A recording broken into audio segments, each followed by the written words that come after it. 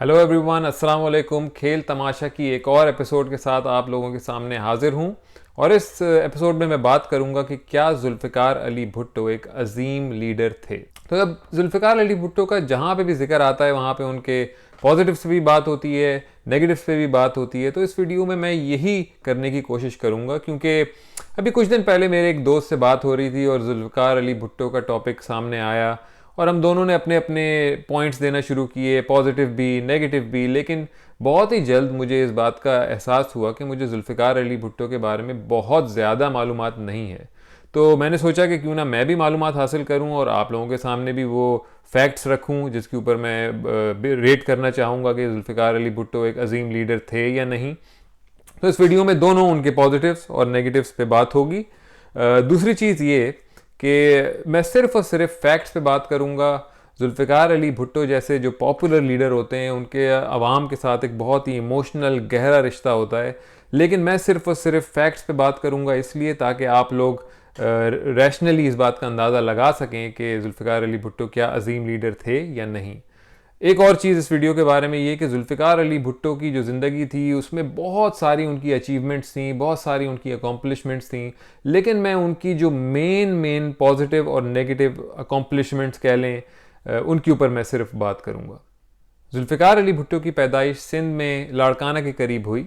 उनकी फैमिली माली तौर पर काफ़ी ठीक ठाक थी, इतनी कि उस ज़माने में उन्होंने आला तालीम यूनिवर्सिटी ऑफ कैलिफोर्निया बर्कली और यूनिवर्सिटी ऑफ ऑक्सफोर्ड से हासिल की।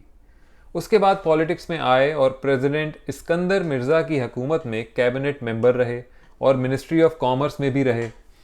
फिर जब अयूब खान की हुकूमत आई तो कई चीज़ों के मिनिस्टर रहे, जिनमें ministry of water and power, ministry of communications और मिनिस्ट्री ऑफ इंडस्ट्री शामिल थी।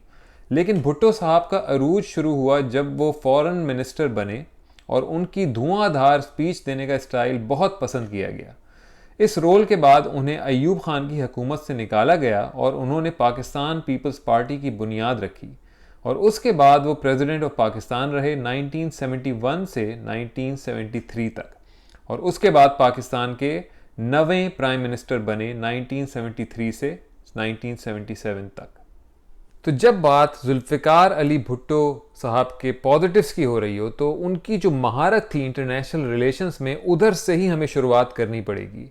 उसकी वजह यह है कि जब वो फॉरेन मिनिस्टर थे उस वक्त से ही उन्होंने कई मुल्कों के साथ पाकिस्तान के रवाबित बहुत ही अच्छे और मजबूत कर दिए थे। पाक चीन दोस्ती की सही मायनों में बुनियाद रखी गई भुट्टो के दौर में। उन्होंने चाइना के साथ ट्रेड और मिलिट्री एग्रीमेंट साइन किए। कमाल की बात यह थी कि इस दौर में पाकिस्तान के यूएसए के साथ भी अच्छे ताल्लुकात थे। इस हिसाब से पाकिस्तान उन चंद ममालिक में से था जिसके चाइना और अमेरिका दोनों के साथ इस ज़माने में अच्छे ताल्लुकात थे। इन अच्छे ताल्लुकात की एक निशानी ये भी थी कि उन्होंने यूएस और चाइना के रिलेशनशिप बेहतर बनाने में भी मदद कराई। इसके अलावा भुट्टो ने मुस्लिम ममालिक जैसे कि सऊदी अरबिया और इंडोनेशिया के साथ भी अच्छे ताल्लुकात कायम किए। इस दौर में काफ़ी सारे लोग पाकिस्तान से मिडिल ईस्ट के मुल्कों में नौकरी की तलाश में गए। ये इन्हीं अच्छे ताल्लुकात की निशानी थी। जुल्फ़िकार अली भुट्टो ने ईस्ट और वेस्ट जर्मनी के साथ भी इकोनॉमिकल, टेक्नोलॉजिकल, इंडस्ट्रियल और मिलिट्री एग्रीमेंट्स किए। इसके अलावा पोलैंड के साथ भी अच्छे ताल्लुकात देखने में आए। भुट्टो की मेन फ़िलासफ़ी ये थी कि पाकिस्तान की अमेरिका के ऊपर डिपेंडेंस कम की जाए। एक तरह से वो पाकिस्तान के इंटरनेशनल रिलेशंस को डाइवर्सिफाई करना चाहते थे। इस्लामी दुनिया में भी भुट्टो का असर ख़ास तौर पे देखने में आया। उन्होंने OIC यानी कि ऑर्गेनाइजेशन ऑफ इस्लामिक कोऑपरेशन को बनाया, जिससे पाकिस्तान के ताल्लुक़ कई इस्लामी ममालिक से अच्छे हो गए। लाहौर में OIC की 1974 वाली कॉन्फ्रेंस भी हुई थी और इसका सहरा भी भुट्टो को जाता है। जुल्फ़िकार अली भुट्टो की इंटरनेशनल रिलेशंस में महारत का अंदाज़ा इस बात से लगाया जा सकता है कि उन्होंने 1971 की जंग इंडिया से हारने के बाद 93,000 प्रिजनर्स ऑफ वॉर को रिलीज़ करवाया इंदिरा गांधी से मीटिंग के बाद। इसके अलावा 5,000 स्क्वायर मील्स का रकबा जो इंडिया ने अपने कब्ज़े में कर लिया था उसे शिमला एग्रीमेंट के बाद वापस पाकिस्तान के नाम किया। एक और बहुत बड़ी कामयाबी जो जुल्फ़िकार अली भुट्टो के हिस्से में आती है उनकी लेगेसी में, वो है पाकिस्तान के न्यूक्लियर प्रोग्राम की बुनियाद रखना। 1965 में भुट्टो को मालूम हुआ कि इंडिया न्यूक्लियर बॉम्ब पर काम कर रहा है और उसके बाद भुट्टो की ये लाइन बहुत मशहूर हुई कि हम पत्ते और घास खा लेंगे मगर अपना बम ज़रूर बनाएंगे। डॉक्टर अब्दुल सलाम को साइंस एडवाइज़र बनाया गया और मुनीर अहमद ख़ान को पाकिस्तान एटॉमिक एनर्जी कमीशन का चेयरमैन बनाया गया, और इन लोगों ने पाकिस्तान को न्यूक्लियर ताकत बनाने में अहम किरदार अदा किया। भुट्टो की मौत से कुछ दिन पहले एटम बॉम्ब मुकम्मल तौर पर बनने के आखिरी मराहिल में था, मगर ये काम ज़िया के दौर में ख़त्म हुआ और नवाज शरीफ की हुकूमत में आखिरकार पहला न्यूक्लियर टेस्ट हुआ। आखिरी अहम पॉजिटिव जो जुल्फ़िकार अली भुट्टो की हुकूमत में उनके दौर में हुआ वो था 1973 के कॉन्स्टिट्यूशन का यूनानिमस अप्रूवल। ये पाकिस्तान का पहला कंसेंसस कॉन्स्टिट्यूशन था। अब तक इसमें 7 बड़े अमेंडमेंट हो चुके हैं। दूसरा अमेंडमेंट काफ़ी कंट्रोवर्शियल था, मगर उस पर बात करेंगे इस वीडियो के दूसरे हिस्से में। अगर जुल्फ़िकार अली भुट्टो साहब के नेगेटिव्स पे बात की जाए तो बेतहाशा नेगेटिव्स देखने में आएंगे, मगर ईस्ट पाकिस्तान का पाकिस्तान से अलग हो जाना और एक अलग मुल्क बन जाना मेरे ख्याल में सबसे बड़े नेगेटिव के तौर पर सामने आता है। हुआ कुछ यूं कि 1970 का इलेक्शन हुआ और उसमें अवामी लीग ने मेजॉरिटी सीट्स जीत लीं, मगर अगर सिर्फ वेस्ट पाकिस्तान को देखें तो उसमें पीपीपी यानी कि पाकिस्तान पीपल्स पार्टी ने मेजॉरिटी सीट्स जीती। दोनों पार्टियां एक नए कॉन्स्टिट्यूशन पर आमादा ना हो सकीं, स्पेशली जो 6 पॉइंट मूवमेंट चली थी ईस्ट पाकिस्तान में, उससे भुट्टो साहब बिल्कुल भी अग्रीमेंट में नहीं थे।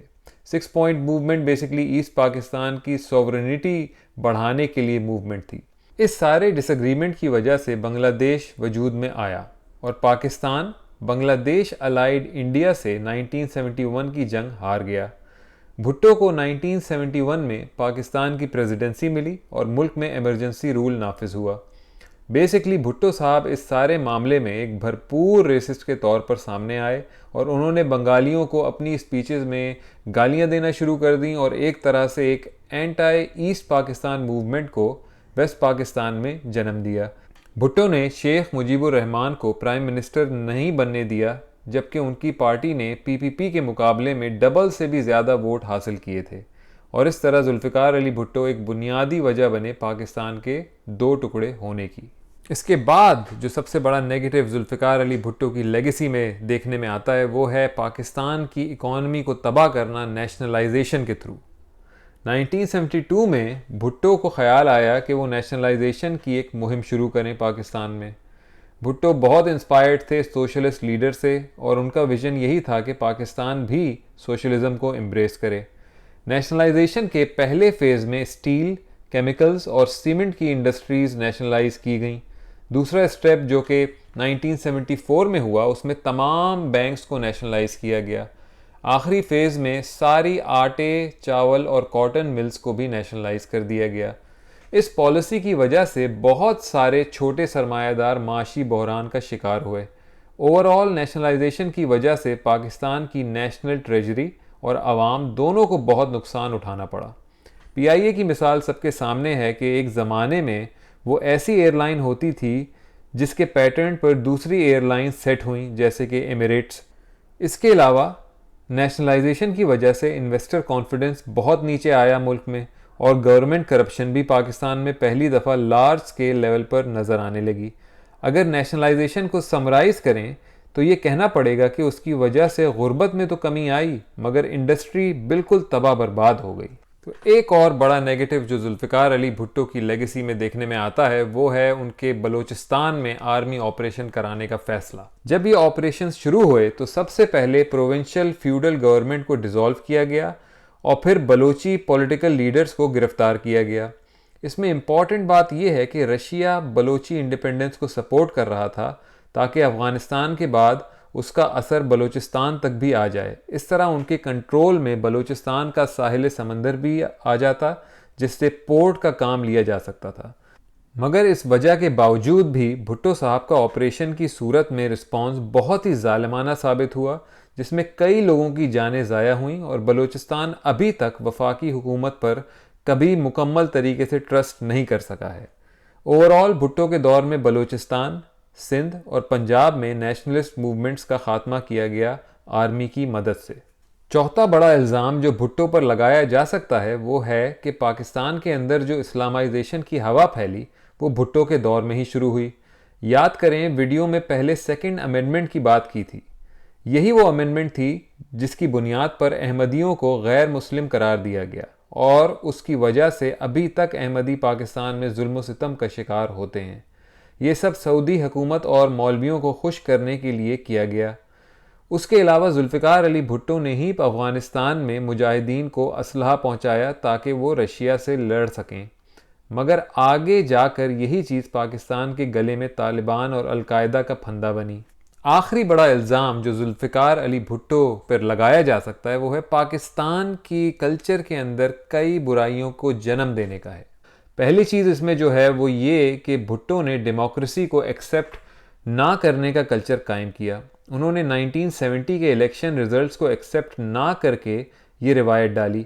वैसे अगर आप देखें तो भुट्टो और डेमोक्रेसी का नाम पाकिस्तान में साथ लिया जाता है, मगर मेरे ख्याल में 1970 के रिजल्ट्स को ना मानने की वजह से डेमोक्रेसी को हमेशा के लिए पाकिस्तान में नुकसान पहुंचा। वैसे भी भुट्टो साहब इतने डेमोक्रेटिक थे नहीं, क्योंकि आर्मी की हुकूमत में भी वो उसका हिस्सा रहे थे। दूसरी चीज़ जो भुट्टो ने कल्चरली की वो मुफ्ता कल्चर को फ़रोग़ दिया। रोटी कपड़ा और मकान के नारों ने जहां अवाम को आवाज़ दी वहां अवाम को मुफ्ते की भी आदत डाली। जिए भुट्टो भाड़ो छुट्टो जैसे आइडियाज़ भी वजूद में आए, जिसका मतलब बेसिकली ये है कि आप बस में बैठ जाएं और जब कोई टिकट मांगे या भाड़ा मांगे आपसे तो आप जिए भुट्टो का नारा लगा दें। कहा जा सकता है कि इस माइंडसेट का अभी तक पाकिस्तानियों को नुकसान हो रहा है। और तीसरी बड़ी चीज़ जिसको भुट्टो साहब ने पैदा किया वो था हार्डकोर एंटी इंडिया सेंटिमेंट। ये उन्होंने अयूब के दौर में पैदा करना शुरू किया और जिसकी वजह से 1965 की जंग हुई। इस एंटी इंडिया सेंटिमेंट से इवेंचुअली पाकिस्तानी फ़ौज को फ़ायदा हुआ और डेमोक्रेसी और पाकिस्तानी अवाम को नुकसान पहुंचा, क्योंकि आर्मी के बजट बढ़ गए और तालीम और सेहत के कम हो गए। अगर जुल्फ़िकार अली भुट्टो के पॉलिटिकल करियर को समराइज़ किया जाए तो एक तरफ तो उनकी इंटरनेशनल रिलेशंस में महारत देखने में आती है और उन्होंने पाकिस्तान के एम्बेसडर का रोल इंटरनेशनली बहुत ही बखूबी सरअंजाम दिया, मगर दूसरी तरफ उनकी कई सारी डोमेस्टिक पॉलिसीज़ से पाकिस्तान को नुकसान भी पहुंचा। ईस्ट पाकिस्तान का अलग हो जाना, इंडस्ट्रीज़ को नेशनलाइज करना, पाकिस्तान में डेमोक्रेटिक कल्चर को ख़त्म करना और इंटॉलरेंस को जन्म देना, कई ऐसी पॉलिसीज़ का नतीजा था जिससे पाकिस्तान आज तक रिकवर नहीं कर सका है। तो आप लोग मुझे बताएं कमेंट्स में कि आपका इन पॉजिटिव्स और नेगेटिव्स के बारे में क्या ख्याल है। भुट्टो की लेगेसी को आप लोग किस तरह देखते हैं। वीडियो अगर पसंद आई है तो लाइक कीजिए, चैनल को सब्सक्राइब कीजिए और आगे आने वाली वीडियोस भी देखते रहें। मेरी तरफ से खुदा हाफिज़।